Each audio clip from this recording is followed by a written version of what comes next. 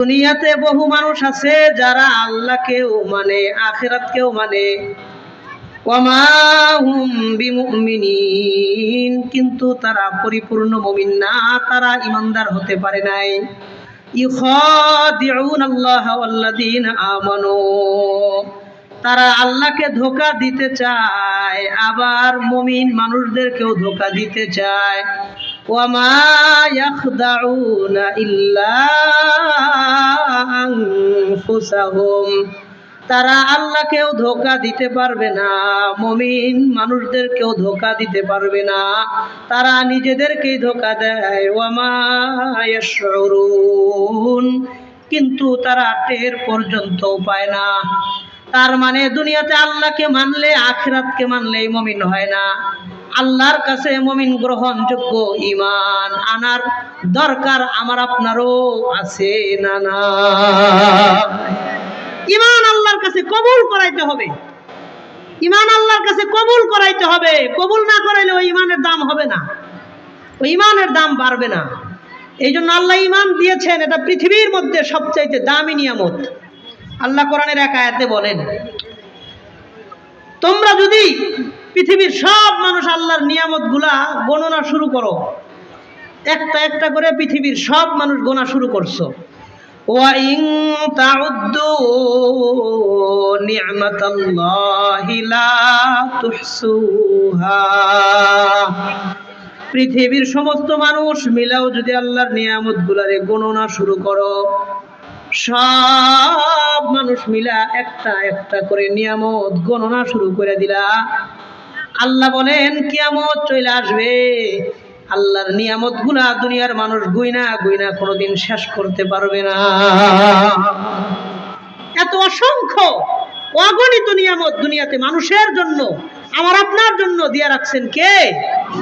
আল্লাহ দিয়ে রাখছেন। তাহলে দুনিয়াতে আল্লাহর নিয়ামতের সংখ্যা কত? বলেন অগণিত। সবাই বলেন অগণিত। আমি আবারও প্রশ্ন করতেছি, উত্তর দেন। দুনিয়াতে আল্লাহর নিয়ামতের সংখ্যা কত? সবাই বলেন কত? অগণিত। এই অগণিত নিয়ামত দুনিয়াতে আমাদের জন্যই তো আল্লাহ দিছেন। এর মধ্যে সবচাইতে দামি বড় নিয়ামত কি? এই আয়াতের ব্যাখ্যায় রাইসুল মুফাসসিরিন আব্দুল্লাহ ইবনে আব্বাস রাদিয়াল্লাহু আনহুমা তিনি বলেন, তাফসীর ইবনে কাসিরের মধ্যে আল্লামা ইমাদউদ্দিন ইবনে কাসির রাহিমাহুল্লাহ তিনি উল্লেখ করে বলেন, ওয়া ইন্না মিন আকবারি নি'মিল্লাহি সুবহানাহু ওয়া তাআলা ওয়া হুয়াল ঈমান, পৃথিবীর মধ্যে আল্লাহ মানুষকে যত নিয়ামত দিয়েছেন তার মধ্যে সবচাইতে দামি, সবচাইতে মূল্যবান, সবচাইতে বড় নিয়ামতের নাম হলো ঈমান। বলেন সুবহানাল্লাহ। আজকে এই যে সিলিমপুর দারুল উলুম কওমি মাদ্রাসার এই মাহফিলে আমরা যারা বসছি, বলেন তো দিল থেকে একটা কথা আমার কাছে আপনারা বলবেন, এই মজলিসে আমরা যারা বসছি আমাদের সবাইরে ঈমানের মতন মহা দৌলত দিয়া দুনিয়াতে পাঠাইছেন কে? আমি, আপনি, আমরা, আপনারা কোনো দিন আল্লাহর কাছে ঈমান চাইছিলাম? কথা কন, চাইছিলাম? একটা দরখাস্ত তো লিখছিলাম, একটা ফর্ম পূরণ করছিলাম না। বিনা চাওয়ায়, বিনা আবেদনে, বিনা নিবেদনে, বিনা বলায় ঈমানের মতন মহা দৌলত দিয়া এই দুনিয়াতে পাঠাইলেন কে? আল্লাহ। আল্লাহর ঈমান দেওয়ার মালিক আল্লাহ ঈমান দিয়েছেন। এই ঈমানটারে ধৈর্য রাখা কবর পর্যন্ত নিয়ে যাওয়ার দায়িত্ব আমার আপনার, আমাদের। আল্লাহ ঈমান দেওয়ার পরেও যদি এই ঈমানটা নিয়ে কবরে যাইতে না পারি, এই সম্পূর্ণ দোষ দায়ভার আমাদের। এখানে আল্লাহর কিছু করার নাই। কথা কন, আল্লাহর কিচ্ছু করার নাই। আপনার ঈমান দিছে, আপনি নিয়ে যাইতে পারেন নাই, কবর পর্যন্ত ঈমান নিয়ে হাজির হতে পারেন নাই, হাসরের মাঠে ঈমানদারের কাতারে নিজের দাঁড় করাইতে পারেন নাই, এখানে আল্লাহর কিছু করার নাই। সব দোষ আমাদের হবে। কথা কন ঠিক কিনা? আল্লাহ আমাদেরকে ঈমান দিয়েছেন শুধুই ভালোবেসে, শুধুই মহব্বত করে, শুধুই দয়া অনুগ্রহ করে আল্লাহ আমারে আপনার ঈমান দিছে। অন্যথায় আমি আপনি আল্লাহর যেই পরিমাণ নাফরমানি করি, যেই পরিমাণ গুনাহ করি, যেই পরিমাণ অন্যায় করি, যেই পরিমাণ পাপ আমি আপনি করি, আমাদের আমলের দ্বারা আমরা ঈমান পাওয়ার উপযুক্ত ব্যক্তি কেউ না। কথা বলেন, বুঝা বলেন। আমরা আমাদের আমলের দ্বারা ঈমান পাওয়ার উপযুক্ত ব্যক্তি একজনও না, যদি আল্লাহ দয়া করে ঈমান না দিতেন। আল্লাহ তো দিছেন, এই ঈমান নিয়ে কবরে যাব, হাসর পর্যন্ত গিয়া ঈমানদারের কাতারে দাঁড় হব, এই জিনিসটা আমাদের দরকার আছে না নাই? কথা কোন দরকার আছে না নাই? আছে, আছে। তাহলে পরিপূর্ণ ঈমানদার কিভাবে হব? আমার ঈমানকে আল্লাহর কাছে গ্রহণযোগ্য ঈমান কিভাবে তৈরি করব, বানাবো, গ্রহণযোগ্য মুমিন কেমনে হব, এই ব্যাপারে আমি কয়েকটা কথা বলবো। আপনাদের এই এলাকার নাম সিলিমপুর। এই এলাকার মধ্যে বিভিন্ন শ্রেণী পেশার মানুষ আছে। কেউ অটোরিকশা চালায়, কেউ ভ্যান চালায়, কেউ সিএনজি চালায়, কেউ রিক্সা চালায়, কেউ দিনমজুর, কেউ খেটে খায়, কেউ ব্যবসায়ী, কেউ শ্রমিক, কেউ দোকানদার, কেউ রং মিস্ত্রি, কাঠ মিস্ত্রি, রাজমিস্ত্রি, বিভিন্ন শ্রেণী পেশার মানুষ এই এলাকার মধ্যে আছে না নাই? আছে। আমাদের এক একজনের ব্যস্ততা এক এক রকম, এক একজনের কাজকর্মর পরিধি আলাদা আলাদা, ব্যস্ততা ভিন্ন ভিন্ন, কিন্তু আমাদের সকলের পরিচয় একটা, আমরা সবাই মুসলমান। কথা বলেন। যে লোক অটো রিক্সা চালায় ডাক দিয়ে জিজ্ঞাসা করেন সেও মুসলমান, যে লোক চা বিক্রি করে ডাক দিয়ে জিজ্ঞাসা করেন সেও মুসলমান, যে ঝালমুড়ি আর ফুচকা বিক্রি করে তারে ডাক দিয়ে জিজ্ঞাসা করেন সেও মুসলমান। কথা কন ঠিক কিনা? একজন মুসলমান হিসেবে যদি আমরা আমাদের জীবনে দুইটা জিনিস পাই, মনোযোগ দেন, একজন মুসলমান হিসেবে যদি আমাদের জীবনে আমরা দুইটা জিনিস পাই, উত্তর দেন কয়টা জিনিস? এক নাম্বার, আমার জীবনটা যদি আমি ইসলাম অনুযায়ী কাটাইতে পারি, ইসলাম অনুযায়ী আমার জীবনটা কাটাইতে পারছি। দুই নাম্বার, মরার সময় ঈমান নিয়ে কবরে যাইতে পারছি। কয়টা জিনিস? দুনিয়ার জীবনটা ইসলাম অনুযায়ী কাটাইছি, মরণের সময় ঈমান নিয়ে কবরে যাইতে পারছি। এই দুইটা জিনিস যদি আমি আপনি দুনিয়াতে পাই, জীবনে পাই, এই জীবনে আর কিচ্ছু না পাইলেও কোনো আফসোস নাই। কথা বলেন। হ্যাঁ, এই দুইটা জিনিস যদি আমি আপনি আমার আপনার জীবনে পাই, এই জীবনে আর কোনো কিচ্ছু না পাইলেও অন্তত আমার কোনো আফসোস নাই। ঈমান নিয়ে কবরে গেছি, দুনিয়াতে ইসলাম মাইনা জীবন কাটাইছি।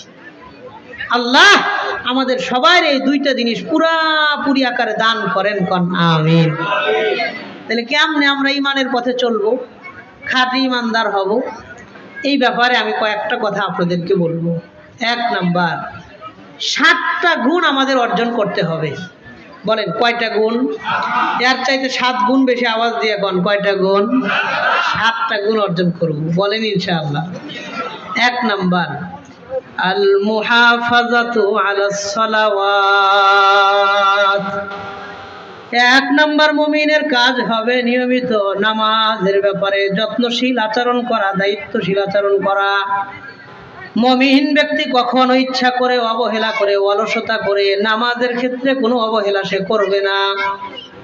আল্লাহ এই সিলিমপুর এলাকার প্রত্যেকটা যুবক ভাই, মুরব্বী, বাবা, মা, বোন সহ আমাদের সবাইকে 5 ওয়াক্ত নামাজি, দিনদার, পরহেজগার, মুত্তাকি মা বোনদের পর্দানেশীন হিসেবে কবুল আর মঞ্জুর করে নেন, বলেন আমিন। নামাজ মুমিনের জীবনের সবচাইতে গুরুত্বপূর্ণ সম্পদ, সবচাইতে দামি জিনিস নামাজ। এই ব্যাপারে নবীজি সাল্লাল্লাহু আলাইহি ওয়াসাল্লাম বলেন, আবু দাউদ শরীফের 1420 নম্বর হাদিস, وعن عبادة بن الصامت رضي الله تعالى عنه وعنهم أنه قال قال النبي صلى الله عليه وسلم, উবাদা ইবনু সামিত রাদিয়াল্লাহু আনহু থেকে বর্ণিত, নবীজি সাল্লাল্লাহু আলাইহি ওয়াসাল্লাম বলেন, খামসু সালাওয়াতিন কাতাবাহুল্লাহু আলাল ইবাদ। আল্লাহ তাআলা বান্দার উপরে 5 ওয়াক্ত নামাজ ফরজ করেছেন। একটু মনোযোগ দিয়ে আওয়াজ করে উত্তর দিয়ে কোন নামাজ কয় ওয়াক্ত? নবীজি বলেন, খামসু সালাওয়াতিন কাতাবাহুল্লাহু আলাল ইবাদ। বান্দার উপরে আল্লাহ তাআলা 5 ওয়াক্ত নামাজ ফরজ করেছেন। ফামান জাআ বিহিন্না লাম ইউযায়্যি মিনহুন্না শাইআন ইস্তিগফাফান বিহাক্কিহিন্না, যে এই ব্যক্তি 5 ওয়াক্ত নামাজ নিয়মিত পড়বে, কোনো এক ওয়াক্ত নামাজ তুচ্ছ তাচ্ছিল্য অবহেলা করে অলসতা করে নামাজের ক্ষেত্রে অলসতা করবে না, নিয়মিত যেই ব্যক্তি 5 ওয়াক্ত নামাজ নিয়ে আল্লাহর কাছে আসবে, কানা লাহু আহদুন ইনদাল্লাহি আইয়ুদখিলাহুল্লাহুল জান্নাহ, ওই ব্যক্তির ব্যাপারে আল্লাহ তাআলা দায়িত্ব নিয়েছেন, আল্লাহ তারে নিজে হাতে ধরে জান্নাত পর্যন্ত পৌঁছায় দিবে। আল্লাহ নিজে দায়িত্ব নিয়েছেন, কানা লাহু আহদুন ইনদাল্লাহ আইয়ুদখিলাহুল্লাহুল জান্নাহ, ওই ব্যক্তির কেমন যেন হাতে ধরে টাইনা আল্লাহ জান্নাত পর্যন্ত পৌঁছায় দিবে। নামাজ, বিশেষ করে এশা আর ফজরের ব্যাপারে নামাজ নিয়ে অনেক কথা ছিল, এশা আর ফজরের ব্যাপারে আমরা গুরুত্ব দিব, বলেন ইনশাআল্লাহ। এই পোলাপানের চিল্লাচিল্লি বন্ধ করেন। এশা আর ফজরের কি গুরুত্ব, মুসলিম শরীফে এই ব্যাপারে এক হাদিস আসছে, নবীজি বলেন, ওয়ান সামুরাত ইবনে জুনদুব রাদিয়াল্লাহু তাআলা আনহু قال النبي صلى الله عليه وسلم, হযরত সামুরা ইবনে জুনদুব থেকে বর্ণিত, নবীজি সাল্লাল্লাহু আলাইহি ওয়াসাল্লাম বলেন, মান সাল্লাল ইশা মাআল জামাআ, যেই ব্যক্তি এশার নামাজটা জামাতের সাথে আদায় করবে, একটু দিল দিয়া উত্তর দিয়া কোন নামাজ, সবাই কোন নামাজ? নবীজি বলেন, মান সাল্লাল ইশা মাআল জামাআ, যে এই ব্যক্তি এশার নামাজটা জামাতের সাথে আদায় করলো, ফাকান্নাহু কামা নিসফাল লাইল, কেমন যেন এই লোক অর্ধেক রাত দাঁড়ায়া দাঁড়ায়া তাহাজ্জুদ নামাজ আদায় করলো। অর্ধেক রাত দাঁড়ায়া তাহাজ্জুদ করলে যেমন সওয়াব, এশার নামাজ জামাতে আদায় করলে অর্ধেক রাত তাহাজ্জুদের সমান সওয়াব ওই ব্যক্তির আমল নামায় আল্লাহ লিপিবদ্ধ করে দেয়। নবীজি বলেন, ওয়ামান সাল্লাল ফাজর মাআল জামাআ, আর যেই ব্যক্তি এশার নামাজের পরে আবার ফজরের নামাজটাও জামাতে আদায় করবে, আরে এশার নামাজটাও জামাতে পড়েছে, আবার ফজরের নামাজটাও জামাতে আদায় করেছে, নবীজি বলেন, ফাকান্নাহু কামাল লাইলা কুল্লাহ, কেমন যেন এই ব্যক্তি সারা রাত দাঁড়িয়ে দাঁড়িয়ে তাহাজ্জুদ করলো। কোন ব্যক্তি সারা রাত দাঁড়িয়ে তাহাজ্জুদ পড়া যেই পরিমাণ সওয়াব কামাই করতে পারবে, এই লোকটা এশা আর ফজর জামাতে আদায় করার কারণে সারা রাত তাহাজ্জুদের সওয়াব এই ব্যক্তিকে আল্লাহ দিয়ে দেয়।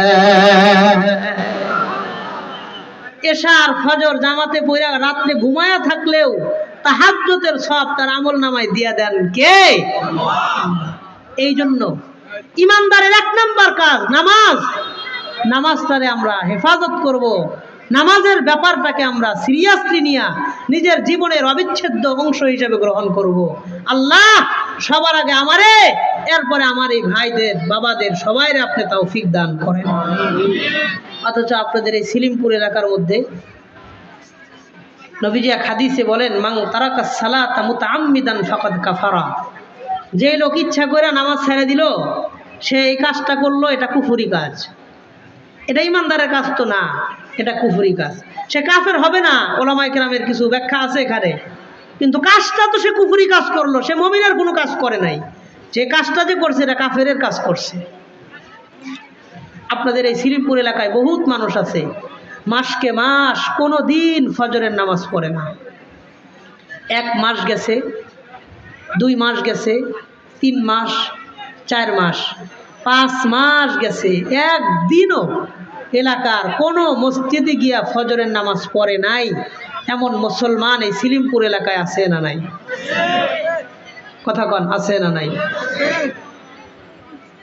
আছে, অভাব নাই, অভাব নাই।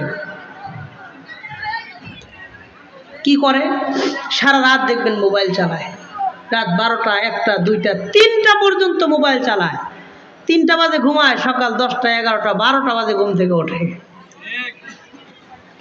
আহা, আল্লাহ আমার মুসলমান প্রত্যেকটা ভাইকে 5 ওয়াক্ত নামাজি দিনদার হিসেবে কবুল করেন।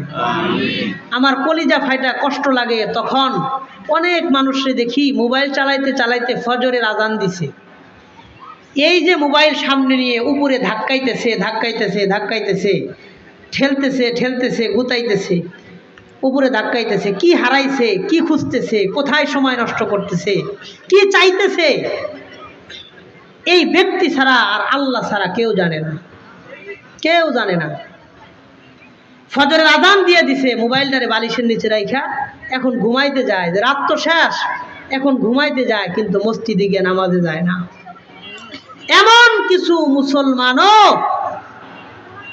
মুসলমান সমাজে আছে না নাই? এই জন্য আল্লাহ বলেছে ইখাদিউনাল্লাহ ওয়াল্লাযীনা আমানু ওয়া মিনান নাসি মান ইয়াকুলু আমান্না বিল্লাহি ওয়া বিল ইয়াউমিল আখির। অনেক মানুষ আছে তারা বলে যে আমরা আল্লাহরে মানি, আখিরাতকে মানি, ওমা হুম বিমুমিনিন, কিন্তু তারা মুমিন না। ইখাদিউনাল্লাহ, তারা আল্লাহরে ধোঁকা দেয়। যারা ফজরের নামাজ না পড়া ঘুমায় থাকেন আর বলেন আমি মুমিন, আমি মুসলমান, আল্লাহর কসম আপনি আল্লাহরে ধোঁকা দিতেছেন। কথা বলেন, আপনি আল্লাহর সাথে প্রতারণা করতেছেন, মানুষের লোকে প্রতারণা করতেছেন। না দাবি করে রয়েছেন আমার ঈমান আছে, আমি মুসলমান, নামাজ পড়েন না 1 ওয়াক্ত, শুধু শুক্রবারে যান, পুরো সপ্তাহে একদিনও নামাজ পড়েন না। এটাই তো আল্লাহর সাথে ধোঁকাবাজি, এটাই তো অন্য মানুষদের সাথে ধোঁকামূলক আচরণ। এই জন্য আল্লাহ বলেন ওমা ইয়াখদাউনা ইল্লা আনফুসাহুম ওয়া মা ইয়াশউরুন, তারা মূলত নিজেরই ক্ষতি করতেছে, তারা টের পায় না। কথা কোন ঠিক কিনা? তাহলে মুমিনের 1 নাম্বার কাজ হবে নামাজ। বলেন 1 নাম্বার কি? কিও কন্যা 1 নাম্বার কি? আল্লাহ আমাদের সবাইরে 5 ওয়াক্ত নামাজি বান্দা হিসেবে কবুল করে নেন। বলেন আমিন। মুমিনের 2 নাম্বার কাজ হবে জিকির। মুমিন সময় সুযোগ পাইলেই মোহাব্বত নিয়া, ভালোবাসা নিয়া আল্লাহ তাআলার জিকির করবে।